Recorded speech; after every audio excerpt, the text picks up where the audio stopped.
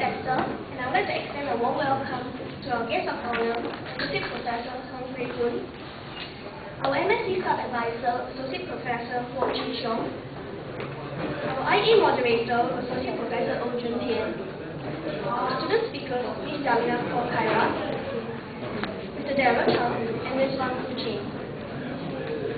Our FYP Moderator, Associate Professor Xia Hongbiao, student speaker, Mr. Stephen Tay, Ms. Tai Yok Ing, and Mr. Kang Ai Ming, and all fellow MSE students present. Thank you for being here with us today. The MSE Eduweek is basically a series of educational events aimed at providing students with the information of the industry to prepare you for your career life. And this is brought to you by the MSE Club, proudly sponsored by Global Foundries. Today we will start off with the Edu Talk. We'll be sharing with you more about the industrial attachment and the final year project. You will hear more from our speakers later. It is now my pleasure to call upon our guest of honor, Associate Professor Heng Hui-Kun, to deliver her speech.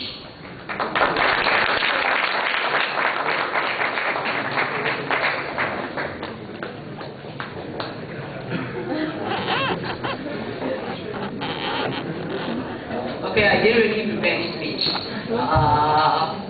Mainly, I want to take a look at how many of you are second year, third year, second year students? Third year? Oh, maybe second year. Alright, so you came here mainly for the IA talk, is it? Alright, it's actually a 3-day event. Okay, so today is IA and FYP. And I think tomorrow, this evening, there is the alumni forum. So do come down as well. There's a forum which will meet our alumni and talk to them what their experience and what did they gain from the course and what kind of jobs is available. So that's also a very enriching experience or information that you can get from them. Tomorrow is the industrial talks. Okay, so we have invited 3 speakers from 3 companies. So REC and Global Foundries as well as Vesta. Alright, so energy related and also semiconductor industry. Okay, so that is also a very interesting thing that you can find out exactly, alright, how you can contribute as a material scientist or engineer to these industries. The last day is industrial visit to Robert Bosch. Okay, so Bichan, is it? Okay, so that's another interesting thing that we have actually worked with them on the solar cells as well.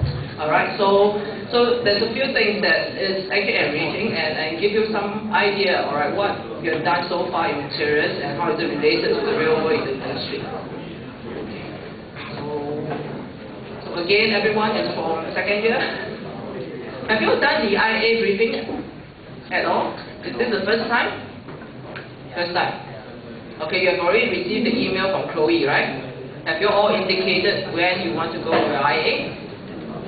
Have you all replied? There was a second reminder yesterday. If not, write to her again. Alright? Okay, so I think without further ado, I think I'll pass the mic to MC and start with the talk.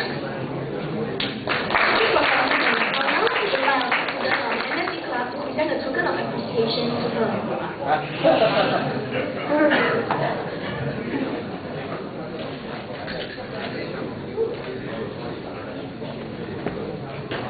Just follow your usher.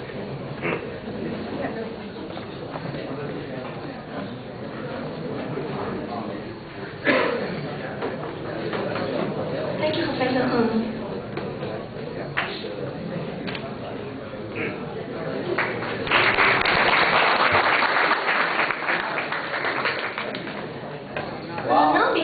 Our industrial attachment talk. Let's put our hands together to welcome Professor Oh Jun-Tian to share with us all about IA.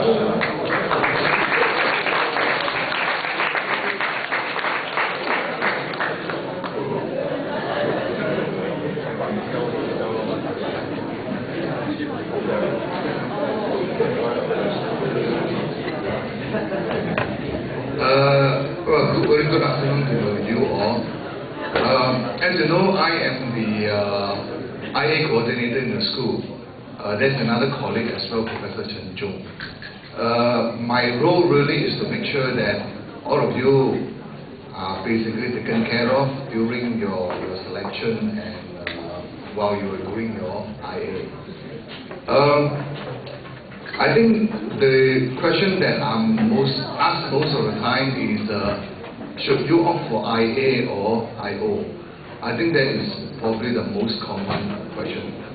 Now, I'm not sure whether it's too late for you, but for those, if you are planning to do your exchange overseas next semester or the semester after that, or if you're planning to do your GIP, then some of you may opt for IO because you need to catch up with some of the subjects, especially when you can't do all the matching.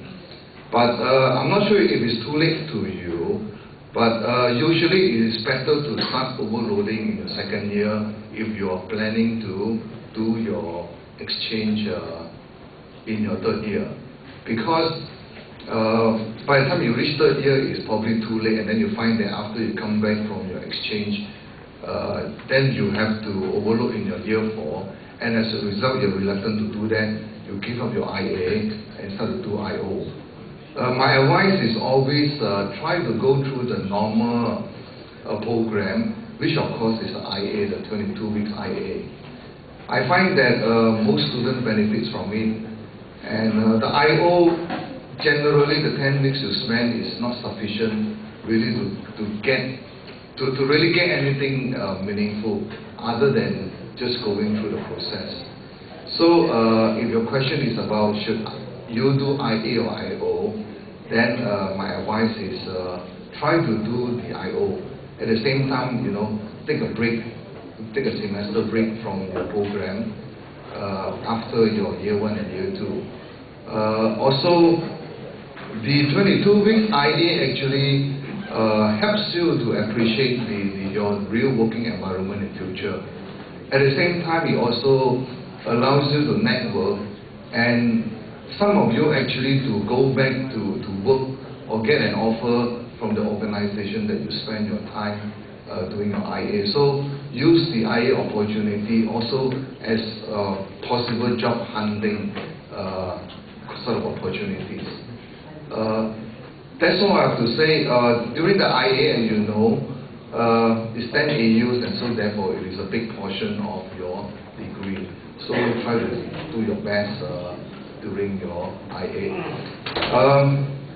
As I mentioned, IO is only 4 AU, so sometimes IA allows you to catch up with your GPA because most of you tend to do much better during your IA, whereas IO is only 4 AUs.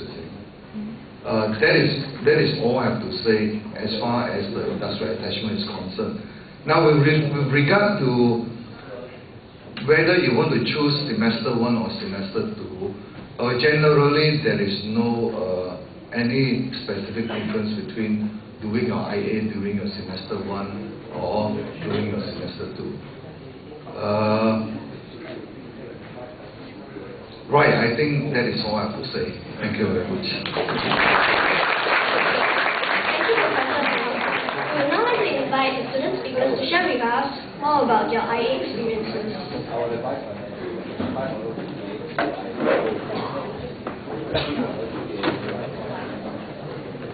These students have just completed their IA in the previous semester, so it will be the most updated. Yeah. Okay, so good afternoon. I'm Davina, and I did my industrial attachment in Philips Electronics. So I didn't really prepare any slides, but basically I just want to talk to you about how my experience was in Philips. So I started off in July 26, 2010, and it was a 22-week internship with Philips, and I was under the quality assurance department. So before I joined the company, I didn't really know what I was going to do till the day itself when I reached the company and I realized that I was going to be dealing with irons. So I got a shock of my life because when I went into the lab, all I saw was irons everywhere. There were like hundreds of irons, different kinds of irons. I've never seen so many irons in my life. And So basically, I could repair your iron for you right now if it's spoiled.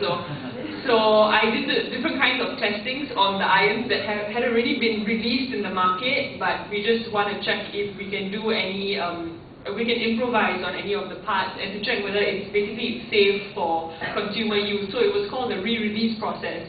So I think I tested a total of 15 to 20 different series of irons, and there are different kinds. You have the dry iron, you have the steam iron, then there's irons with huge boilers below, which I've never seen in my life before, but apparently they're the best kind, so if you ever do want to buy, get the huge boiler ones. And so that was that, and I was under the engineer called the quality project leader. So basically they had 5 quality project leaders, and I was assigned under one of them. So they were basically the engineers who were supervising me there. And in my time there, I did the work under one of my engineers. Her name was Lui Uimun. She was really nice to me, and I also made an effort to make her a friend more than anything else. Because at the end of the day, the supervisors that you're going to be working with also know that you want to get good results after that. So it really doesn't take much for you to befriend them, you know. And so you can talk to them, and you can learn more about the process of what you're doing, and what you can write in your logbook, and what you can write in your presentation after that. So that's what I did. And also one good thing about Philips that I really liked was that, as you can see in the photograph behind, there were so many interns who were in the same company as I was. I was in the quality assurance group, but then there were some in the mechanical lab, there were some in the electrical, chemical, and there were also like NUS interns with us. So we kind of had this camaraderie with each other, which also made me want to go to work every day, because it was so fun. Apart from the job that I did, I also had a lot of fun with them, and we went out we would go out once a week after work to just chill out and just get to know each other, and we also helped each other out when it came to doing our jobs, covering for each other and stuff like that. So that was one thing. And another thing was that even though I was only under one supervisor, what I did was I kind of made an effort to know all the quality project leaders in my quality assurance department, and I also approached one of them to ask if I could be part of her project, because while I was doing my project, I felt that I could take something else up. So because of that, I kind of maintained a bond with her, and then I took up her project as well, and I helped her out. So that kind of leaves a good impression on the people that you're working with, that you wouldn't mind lending out a helping hand to somebody else to assist them in their project. So maybe you might want to do that in your attachment. Don't only think that you are constrained to your project, but you can also ask around and be inquisitive, ask questions. Why are you doing this test? What is it for? And because all this, it kind of reflects well on you as well as the supervisor, because at the end of the day, you and the supervisor are under one team, and you have to present this to the big boss. So it's good that you know the whereabouts of the company, you know what's happening, and yeah, stay clear of trouble, company politics and all that, you know, be nice, smile all the time, and I guess you'd have an awesome IE experience, and the same one that I did, hopefully. And do apply to Philips, because it's an awesome company, really. You're not gonna regret it. Yeah. So that's it. Thank you.